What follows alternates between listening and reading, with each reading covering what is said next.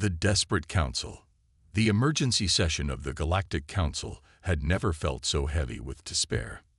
Ambassador Zephyr Kane pressed her delicate blue fingers against her temples, trying to block out the waves of panic and fear radiating from the other council members. Her Altarian telepathic abilities, usually a gift in diplomatic situations, now felt like a curse as she experienced the collective terror of dozens of species.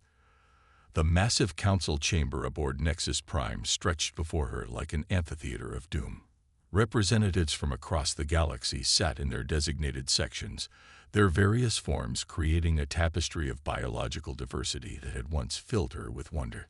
Today, that same diversity seemed fragile, threatened by an enemy that cared nothing for the beauty of galactic civilization. "The Helix Nebula system is gone," announced General Thok Grimscale, his massive reptilian frame casting long shadows across the holographic display. The Draknari warriors' scales had shifted from their usual emerald green to a dull brown, a clear sign of distress among his people. 7 billion inhabitants, consumed in less than 12 hours. The hologram showed what remained of the once thriving system. Where planets had orbited peacefully around their star, now only empty space remained. The star itself flickered weakly, as if something had drained its very essence. Ambassador Kane felt her stomach turn as she realized the implications. "That makes 17 systems in the past month," whispered Dr. Lisa Moonwhisper from her energy containment field. The Etherian's usually bright golden form had dimmed to a pale yellow, her species' equivalent of going pale with shock. "The Void Hunters are accelerating their consumption rate." The Void Hunters. Even the name sent chills through the assembled delegates. They had appeared 6 months ago from the dark space between galaxies, entities of pure hunger that consumed not just matter, but energy itself. Planets, stars, entire civilizations, all devoured to feed their endless appetite. "Our combined fleets are useless," continued General Grimscale, his clawed hands clenching into fists. "The Centaurian Defense Force lost 3 dreadnoughts yesterday. The ships didn't explode or break apart. They simply ceased to exist. The Void Hunters absorbed them completely, metal, energy, and crew alike." Ambassador Kane closed her eyes, trying to process the tactical reports flowing through the Council's shared data network. Every strategy they had attempted had failed catastrophically. The Altarian mind shield networks, designed to protect against psychic attacks, were completely ineffective. The Draknari battle formations, perfected over thousands of years of warfare, crumbled against an enemy that seemed to exist partially outside normal space. "Perhaps we should consider evacuation protocols," suggested Elder Vervain of the tree-like Sylvanary. His ancient bark creaked as he spoke, branches swaying with anxiety. "If we cannot fight them, perhaps we can preserve our species by fleeing to other galaxies." "Flee where?" Dr. Moonwhisper's voice crackled with energy feedback. "Long-range scans show similar consumption patterns in the Andromeda galaxy. The Void Hunters aren't just in our galaxy. They're everywhere. This isn't an invasion, it's a feeding frenzy on a cosmic scale." The chamber fell into stunned silence. Ambassador Kane felt the collective realization wash over the assembled representatives like a cold wave. There was nowhere to run. Their advanced civilizations, their mighty fleets, their thousands of years of accumulated wisdom, all of it meaningless against an enemy that existed beyond their understanding. "There is one option we haven't discussed," came a quiet voice from the furthest corner of the chamber. All eyes turned to Counselor Arcturus, a member of the ancient cosmic wanderer species. His crystalline form refracted the chamber's light into rainbow patterns, but today those patterns seemed muted and sad. "The quarantine zone," he continued, his voice like distant starlight. "Sol system. The humans." The reaction was immediate and visceral. Several species representatives recoiled physically. The Altarian delegation's telepathic shields slammed shut. Even General Grimscale, warrior though he was, took a step backward.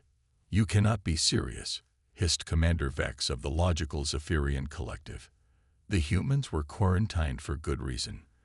They are chaos incarnate. Their methods of warfare violate every civilized convention. Ambassador Kane found herself remembering the historical files she had studied in her youth. The human wars of 2 centuries ago, when humanity had first made contact with galactic civilization. What should have been a peaceful integration had turned into a nightmare of unpredictable conflicts. Humans didn't follow the established rules of warfare. They used deception, misdirection, and tactics that bordered on madness. They convinced 3 separate star empires to destroy each other while humans seized control of key trade routes, recalled Dr. Moonwhisper. They turned our own diplomatic protocols against us. When the war ended, nobody could even remember what they had originally been fighting about. Exactly, Counselor Arcturus replied calmly. They think differently. When faced with an impossible situation, they don't accept defeat. They change the rules of the game. General Grimscale's scales shifted to an angry red. They are barbarians. They fight without honor, without respect for established military doctrine. During the siege of Proxima Station, they used civilian cargo ships as weapons, turning our own rescue instincts against us. And they won, Arcturus pointed out quietly. Against superior numbers, better technology, and coordinated opposition, they won. Not through strength or advanced tactics, but through sheer unpredictability. The debate that followed was unlike anything in galactic history. For hours, representatives argued about the wisdom of contacting humanity. The Altarians feared the psychological chaos that humans seemed to generate wherever they went. The Drachnari were offended by human disregard for military honor. The logical species found human behavior incomprehensible and therefore dangerous. But as reports continued to arrive of more systems falling to the Void Hunters, desperation began to override fear. The Kepler sector had gone silent. The beautiful crystal worlds of the inner rim were reporting massive energy drains from their suns. The enemy was consuming the galaxy at an accelerating pace, and nothing they tried could slow it down. The quarantine has held for 200 years. Ambassador Kane finally said, her voice carrying across the now quiet chamber. Human technology is centuries behind ours. Their ships are primitive, their weapons outdated. What could they possibly do that our advanced civilizations cannot? They could surprise us, Arcturus replied simply. And if they can surprise us, perhaps they can surprise the Void Hunters too. The vote, when it finally came, was closer than anyone had expected. The galaxy's most advanced civilizations, faced with extinction, were seriously considering asking for help from the species they had deemed too dangerous for civilized space. Fear of the Void Hunters barely outweighed fear of humanity. The message was sent on a narrow-beam transmission to the Sol system, the first official communication to breach the quarantine in 2 centuries. It was brief and to the point. Unknown enemy consuming galaxy. Request immediate assistance. Offer full reintegration into galactic community. The response came faster than anyone had expected. Within hours, a single human vessel had somehow crossed the quarantine barrier and was requesting permission to dock with Nexus Prime. The ship was small, unremarkable, and according to their sensors, carried only 3 crew members. Captain Sarah Chen stepped through the airlock with the confidence of someone who had never been told that something was impossible. She was smaller than most of the alien representatives, her dark hair pulled back in a simple ponytail, wearing a plain blue uniform that looked almost primitive compared to the advanced materials worn by the galactic representatives. "Thank you for coming," Ambassador Kane said, extending her hand in the human gesture of greeting she had studied in preparation. "I am Ambassador Zephyr Kane of the Altarian Collective." Sarah shook her hand firmly, her eyes already scanning the assembled representatives with sharp intelligence. "Captain Sarah Chen, Earth Defense Force. I understand you have a problem that conventional tactics can't solve. The Void Hunters consume matter and energy," Dr. Moonwhisper explained, her form brightening slightly with what might have been hope. "They exist partially outside normal spacetime. Our weapons pass through them. Our shields are useless. They coordinate perfectly. Adapt to our strategies instantly. Sarah nodded thoughtfully. And you've tried everything your military doctrines suggest. Every known strategy, General Grimskill confirmed. Formation fighting, technological superiority, overwhelming force. Nothing works. A small smile played at the corners of Sarah's mouth. Good thing we've never been much for following known strategies. Show me what you're dealing with. As the tactical displays lit up with images of the Void Hunters and their devastating progress across the galaxy, Ambassador Kane found herself studying the human captain's face. There was no fear there, no despair. Instead, she saw something that had been absent from the council chambers for months: excitement. Sarah Chen was looking at an impossible enemy that had defeated the galaxy's greatest civilizations, and she was already planning how to beat them. For the first time since the crisis began, Ambassador Kane felt a flicker of hope. Perhaps the galaxy's greatest monsters were exactly what they needed to defeat the ultimate monster. The war was about to change, and nobody, not even the Void Hunters, would be prepared for what came next. The human solution. The Helix Nebula system was dying.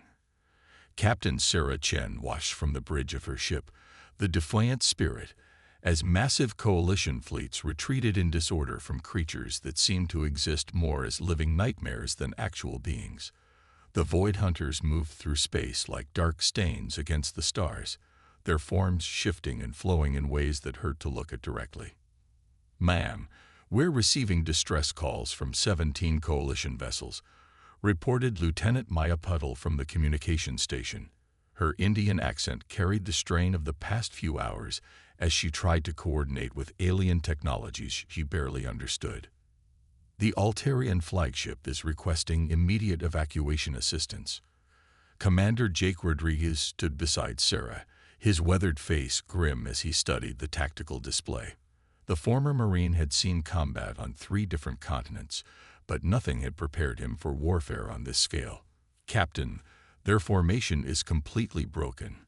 Whatever they tried, it didn't work." Through the viewport, Sarah could see the elegant curves of Altarian vessels, their bioorganic hulls designed for both beauty and function, being consumed by creatures that seemed to exist in multiple dimensions simultaneously. The coalition ships fired their advanced energy weapons, beams of coherent light that should have been capable of cracking planets, but the attacks passed harmlessly through their targets. "Analysis, Maya," Sarah called out, never taking her eyes off the battle. The Void Hunters seemed to phase in and out of normal spacetime. Maya reported, her fingers flying over her console as she processed data from their primitive sensors. "When our allies fire, the creatures shift into higher dimensions. The energy passes right through them. But when they attack, they somehow solidify just enough to drain matter and energy." Jake shook his head in disbelief. "It's like fighting ghosts that can reach out and kill you whenever they want." Sarah nodded slowly, a plan already forming in her mind. "That's exactly what they are. The Coalition is fighting them like they're normal enemies. Energy weapons, formation tactics, coordinated strikes, all the things that work against conventional opponents. But these aren't conventional opponents," Maya said, understanding dawning in her voice. "Exactly. They're expecting us to behave logically, predictably. The Coalition species have been fighting the same way for thousands of years. Honor, efficiency, technological superiority. But humans," Sarah grinned, and there was something wild in her expression that would have terrified the alien representatives if they could have seen it. "Humans fight dirty," Jake finished, his own smile matching hers. The Defiant Spirit was not an impressive vessel by galactic standards. Built from Earth's limited resources during the quarantine, it was a patchwork of salvaged alien technology, human ingenuity, and what some would generously call creative engineering. Its weapons were primitive by Coalition standards, its armor was laughably thin, and its crew of 3 was a fraction of what similar-sized alien vessels carried. But it was unpredictable in ways that no alien ship could match. "Maya, open a channel to all Coalition forces," Sarah ordered. "And Jake, prepare the surprise package." "Aye, Captain. Both officers responded simultaneously. Coalition forces, this is Captain Chen of the Earth vessel Defiant Spirit. I need you to do something that's going to seem insane, but trust me. When I give the word, I want every ship to stop firing and start broadcasting. The response from the Coalition fleet was immediate and confused. Captain Chen, this is Admiral Vex of the Zephyrian Collective. Broadcasting what? Our weapons are the only thing keeping the Void Hunters from overrunning us entirely. Sarah looked at Maya, who nodded and began uploading files to the Coalition fleet's communication systems. Admiral, you're going to broadcast human cultural data. Music, literature, comedy shows, news reports, internet arguments, cooking shows, sports commentary, everything chaotic and random about human civilization. The silence on the communication channel stretched for long seconds. Finally, General Grimscale's voice crackled through, his confusion evident even through the universal translator. Captain Chen, how is this supposed to help us fight? Because the Void Hunters exist partially in higher dimensions, Sarah explained, watching as the creatures began to notice the small human ship. They're not just feeding on matter and energy. They're feeding on ordered information. Every time you fire at them in formation, every time you coordinate your attacks, you're giving them exactly what they expect. They can predict your moves because you're thinking logically. Jake had finished preparing their special weapon, a modified communications array that had been designed for a completely different purpose. Package ready, Captain. But humans don't think logically. Sarah continued, her fingers dancing over her control panel. We think chaotically, emotionally, randomly. We create art that makes no sense. We argue about things that don't matter. We laugh at jokes that aren't funny. And that chaos, that's poison to creatures that exist on ordered information. She opened a channel to Maya. Light them up. What happened next would be talked about in military academies for centuries to come. The Defiant Spirit began broadcasting the entirety of human cultural output directly into the higher dimensional space where the Void Hunters existed. Beethoven's Ninth Symphony mixed with death metal, Shakespearean soliloquies blended with internet memes, scientific lectures merged with stand-up comedy routines. The effect on the Void Hunters was immediate and devastating. Creatures that had moved with perfect coordination suddenly began writhing in apparent agony. Their forms, which had shifted smoothly between dimensions, now flickered chaotically. Some began attacking each other, while others simply stopped moving entirely. By the ancient stars, whispered Admiral Vex over the communication channel. They're falling apart. Now, Sarah shouted. All ships, join the broadcast. Fill the dimensional space with chaos. The Coalition fleet, trained for millennia to fight with precision and order, struggled to understand what Sarah was asking. But desperation drove them to try. Altarian vessels began broadcasting their poetry, mixed with children's songs. Draknari warships transmitted their battle chants alongside diplomatic negotiations. The logical Zephyrians found themselves sending mathematical equations mixed with emotional music. The Void Hunters, creatures that had consumed 17 star systems by feeding on ordered information, suddenly found themselves choking on chaos. Their perfect coordination dissolved into confusion. Ships that had been seconds away from being consumed found themselves free as their attackers turned on each other. But Sarah wasn't finished. Jake, prepare the kinetic package. With pleasure, Captain. While the alien fleets continued their chaotic broadcasts, the Defiant Spirit launched something that would have been laughable to the advanced civilizations if they hadn't just watched it work. Simple metal slugs, accelerated to high velocity by primitive rocket motors. No energy weapons, no exotic particles, just chunks of iron moving very fast. The Void Hunters, still reeling from the informational chaos, couldn't adapt quickly enough. Their dimensional shifting abilities were disrupted by the random noise filling higher dimensional space. The kinetic projectiles struck them while they were locked in normal spacetime, and the results were spectacular. Impossible, breathed Dr. Moonwhisper. You're using the most primitive weapons in known space, and they're actually working. Sometimes, Sarah said, watching as more void hunters began to retreat toward the edge of the system, the oldest solutions are the best ones. These creatures evolved to fight advanced civilizations. They're not prepared for humans who haven't evolved past throwing rocks at things we don't like. Commander Rodriguez was grinning as he loaded another round of kinetic projectiles. Except now our rocks are moving at significant fractions of the speed of light. The battle turned into a rout. Void hunters that had seemed invincible began fleeing as the coalition fleet learned to fight with human chaos instead of alien order. Draknari warriors found themselves laughing as they broadcast comedy shows while firing weapons. Altarian telepaths discovered that sharing random human memories was more effective than their most advanced psychic weapons. The largest void hunter, a creature the size of a small moon, began to retreat toward the edge of the system. But as it moved, it sent out what could only be described as a message, not in words or images, but in pure information that every mind in the system could understand. We understand now. You are not like the others. We will remember. As quickly as they had appeared, the void hunters vanished into the dark space between stars. The immediate threat was over, but everyone knew this was just the beginning. Humanity had shown the galaxy a new way to fight, and the void hunters had learned that chaos could be as powerful as any weapon. In the aftermath, as coalition ships worked to rescue survivors and repair damage, Admiral Vex's voice came across the communication channel. Captain Chen, on behalf of the Galactic Coalition, I formally request that the quarantine of human space be lifted immediately.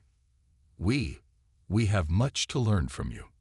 Sarah looked around at her tiny crew on their cobbled-together ship, then at the massive coalition fleet they had just saved. Admiral, I think this is the beginning of a beautiful friendship, but you're going to have to get used to doing things the human way. And that means embracing a little chaos. As the defiant spirit turned toward home, carrying with it the promise of humanity's return to galactic civilization, Captain Sarah Chen couldn't help but smile. The galaxy had spent 200 years afraid of human unpredictability. Now they were going to discover that sometimes unpredictability was exactly what the universe needed. The war against the Void Hunters was far from over, but for the first time since the crisis began, the galaxy had hope. And that hope had come from the most unlikely source: the chaotic, illogical, wonderfully human ability to find new solutions to impossible problems. In the depths of space, the Void Hunters regrouped and planned their next attack. But they would never again underestimate the power of organized chaos or the species that had turned disorder into their greatest weapon.